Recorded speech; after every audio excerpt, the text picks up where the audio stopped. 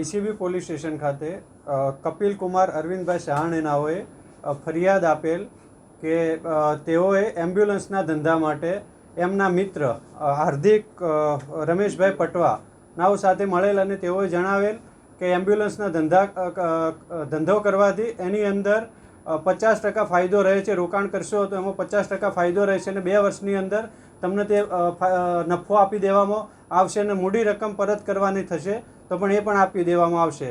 તો એ રીતે જે ફરિયાદી છે એ અને એના સિવાય બીજા 12 ડૉક્ટરો કે જેઓએ તેમને રૂપિયા રોકાણ કરેલું એમ્બ્યુલન્સના અંદર, તો સમય જતાં એમને ઉઘરાણી કરેલ તો એમ્બ્યુલન્સ બી નહીં આવેલે.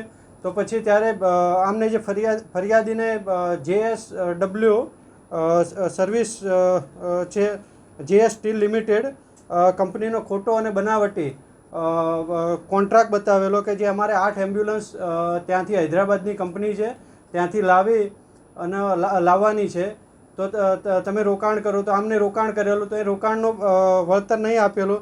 તો ફરીથી એમને કહેલું તો એમને એક નોટરી કરી આપ્યો કે અમે તમારા જે રૂપિયા લીધેલા છે તે રૂપિયા પરત આપી દઈશું. પરત નહીં આપતા એમને એપ્લિકેશન આપેલી. એપ્લિકેશનના બેઝ ઉપર ગુનો દાખલ કરવામાં આવેલો. સનરાઈઝ એમ્બ્યુલન્સ પ્રાઇવેટ લિમિટેડ કરી અને એની અંદર છે જેના સંચાલક હેમંત ડાયાભાઈ પરમાર છે અને યક્ષ એમ્બ્યુલન્સ સર્વિસ મયુર વાલ્મીકી ગૌસ્વામી, આ 3 જણાએ ભેગા થઈ અને 5 કરોડ જેટલો ડૉક્ટરો પાસેથી રૂપિયા ઉઘરાવી એમ્બ્યુલન્સના ધંધા માટે અને પૈસા વળતર નહીં આપી અને ગુનો કરેલ છે.